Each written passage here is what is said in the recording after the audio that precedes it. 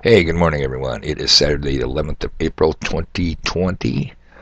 Your humble, fluid, and most flexible messenger is now trying to determine what ain't I going to do today and where am I not going.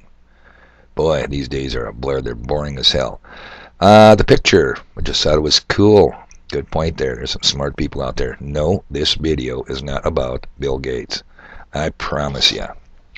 So, I'm going to go from Facebook to farming and ranching. And you know what's unique about that title? I don't know anything about any of those categories. Yet, I will dare venture out and give you my most humble opinion as I see it, and something I think my farmer rancher friends might just want to consider, because what happened to me may just happen to you. All right, let's deal with Facebook first of all. People, I am an absolute newbie in Facebook. I have got about 130 friends. I don't think I know 100 of them. And where are they all coming from? I was advised, hey, go public and accept all friend requests. I mean, that gives your post more exposure. Made sense to me. So what happens to me early this morning when I log in? Why, god dang, I got a private message from Stephanie. I'm looking at a pretty reasonably good-looking girl here with 238s and no gun. And it says, do you know Stephanie? To see what she shares with friends, send her a friend request. Sexy live shows and nudes daily. Check now my link. And I scroll down a little bit. Yeah, not bad looking chick. A lot of Spanish written in here. And Stephanie was born on April 4th, 1908. How cool is that? So what's up with this shit, people? How do you get rid of this kind of stuff? I'm going to get all kinds of kiddie porn now and all kinds of bullshit. You know, I mean, I don't know. About ready to disable Facebook. Looks to me like it could be more trouble than it's worth the effort. So let's get out of Stephanie's page here. All right, so let me tell you what happened to me, farmers and ranchers, and this might just happen to you. The week that everybody was talking, the governor was talking about may have to close down the bars and restaurants. Well, in my former business that no longer exists, specialty items had to be ordered on Monday by 11, and the in-stock inventory items had to be ordered by Wednesday at 5.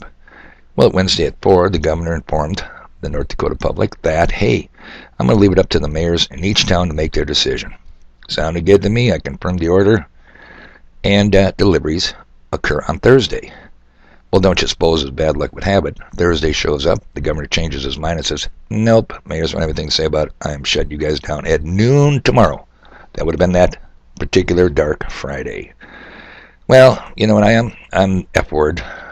Now I've got about $1,800 worth of highly perishable inventory and no market. He just destroyed my market. Now, why am I telling you this?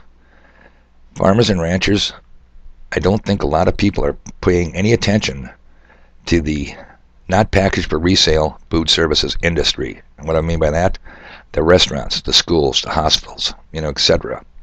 For example, whereas a homeowner goes to the store and buys onions in the little bags, I would order just my little rinky-dink, shitty little operation, 50 pounds of yellow jumbo onions. I would order 2 35-pound lugs of vegetable oil for the fryers. I would order 90 count sized red potatoes. And I would order box cut meats, for example, 20 8-ounce sirloins. Now, what I mean by box cut and sized is you can't have a small potato and a super large potato going out to a couple at a table. They got to be sized. They got to be uniform. You know what I'm saying? So when you buy your little bag of 10 pounds of potatoes in the store, you get the little weenie ones, you get the big ones. Not so in the food industry. Their size, they're all pretty much about the same size. So you don't have to go, Christ, buy me another potato that fits this plate. If you know what I'm trying to say. And another thing in the food industry that you don't have as a homeowner is we have a revolving inventory. And the more days you're open, is the harder it is to maintain a revolving inventory. What do I mean by that, people? What I mean by that is you don't sell your last steak and then reorder. You got to have continuous flow. You only get weekly deliveries. So you got to have inventory in reserve. You follow what I'm saying? I've got to have the 50 pounds of onions. I can't just buy 3 onions at a time. I got to have the 90 count potatoes. And I've got to have a continuous source of boxed meats. Now, what am I seeing as my goddamn dog's barking in the background? Onions are rotting out west. Tomatoes in Florida. Milk is being dumped. And meat packers are having a hell of a time with employee issues. I gotta admit, I heard it on the radio the other day, a lot of employers are kind of grumbling about the new unemployment schemes. Hey, people on unemployment are going to make more money than working. It's going to be tough. So, let me boil this all down to you. And remember how I started this video. I don't know shit about Facebook, farming, or ranching. But it would seem to me it's going to be damn difficult. What are you going to order for seeds this year? I mean, what are you going to plant? The homeowners don't buy 35-pound lugs of vegetable slant canola oil. They don't. And they shut down the food industries. The schools are closed. And that industry has a support network of, we're not Walmart's just-in-time deliveries. No, we're revolving, continuous, maintaining inventory deliveries. What's going to happen to them guys? What's going to happen to the food warehouses when they're not moving the product? Something to consider. I think right now it would be a bitch to be a farmer or rancher. I don't know.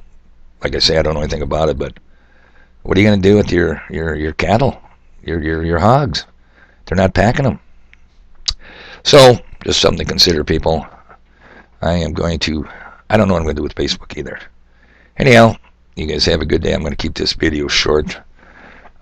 Yeah, I actually have something to do. I got stuff to do, people. I got to go. You guys have a good day.